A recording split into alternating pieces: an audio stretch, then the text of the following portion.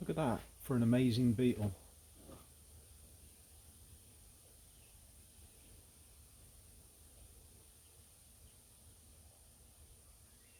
Oh, I reckon it's amazing anyway. It's just the shininess of it and the colours.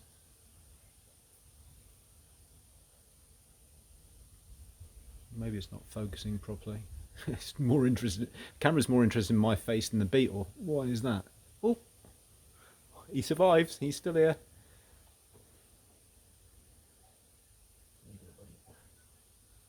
Okay, so we're going to be doing something that's not about a beetle. This is well, it is about a beetle because that was a spontaneous picking up of something that looked really beautiful. So there you go, still here, and it doesn't want to go now. Let's see if he.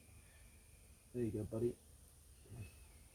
Okay, so this one is to help the mind to come back into a state of sanity, but we kind of like have to almost appreciate the insanity to begin with. It's like noticing that there is a ruffling of the waves, and once we recognize the ruffling of the waves, the frenetic sort of intensity of the waves, then we can also notice the deep calmness that resides underneath. And in so doing, we get a sense of the intensity, which is much more subtle, not just based upon thoughts or conditioned thoughts or this memory or this experience or this impression or this tendency. There's a calmness, a deepness that resides as not identification anymore, a sense of deep connection rather than something that I am. There's something that this is. This is an expression of everything. This very moment is an expression of everything. Anyway, let's just first of all notice and practice a way of coming back into a sense of sanity by expressing insanity. How do we express insanity? Well, I am at the moment. We are all insane. As soon as we actually really impress upon the fact to another that we are sane, that is a form of insanity itself. The no identity or identification of oneself being separate from another is a sane presentation, really. So what we're going to do to practice into a sane sort of state? Well, first of all, we'll get used to verbalizing. Not verbalizing with movement. Some people like to do this with a lot of movement, but I think it's better to actually do this kind of practice without any movements. So, other than movement, perhaps of the mouth and the tongue and the jaw, just to let it be more focalized in one particular area. Otherwise, there's almost like a beguilement of identification just through the movement. It's almost like a somatizing into, oh, this is cool, rather than actually noticing the madness of our own inherent tendencies. So it goes a little bit like this. We'll start to verbalize nonsense. So gibberish is a gibberishing of our own thought patterns. As soon as the thought comes up, we'll gibberish it out. It doesn't have to make any sense whatsoever. And it goes a little bit like this. And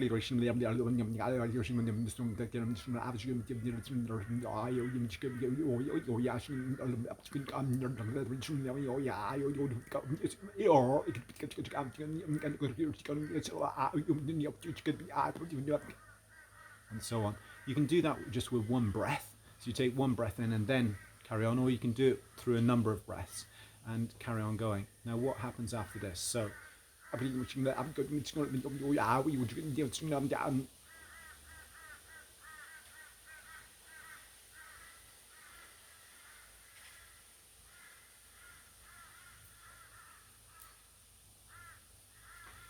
notice the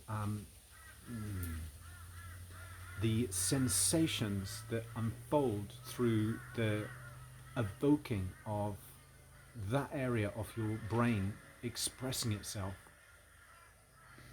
and no longer identifying to the words. You can't identify with any of that other than just noise that doesn't make any sense. You can't associate any of that, really.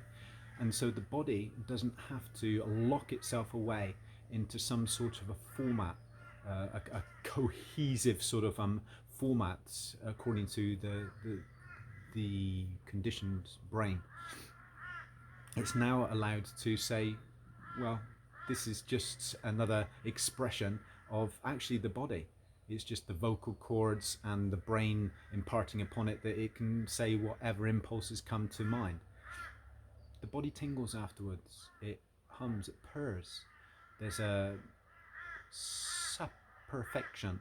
So it's like you're having a purring effect take place. Soon as there's a calmness that echoes forth from that sort of insane sort of vocalization. Nothing more to it. Very simple, but actually very profound. A lot of people don't want to come across as being mad, and so they'll never find the madness that they actually are. They never find that there is an identified form of madness that we're compulsively expressing into the world as if it is real. And of course we get to believe that it's real because it falls into suit with the rest of society at that superficial level.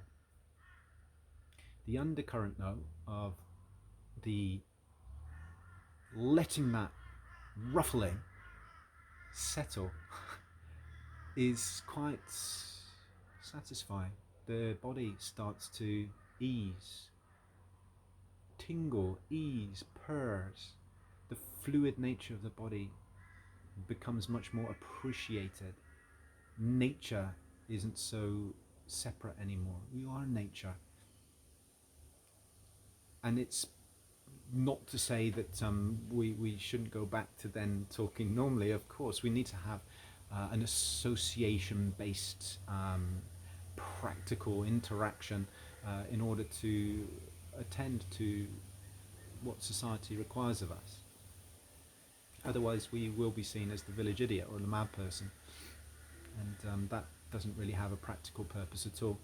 But then to notice that there is so much order and practical orientation that actually becomes mad in and of itself.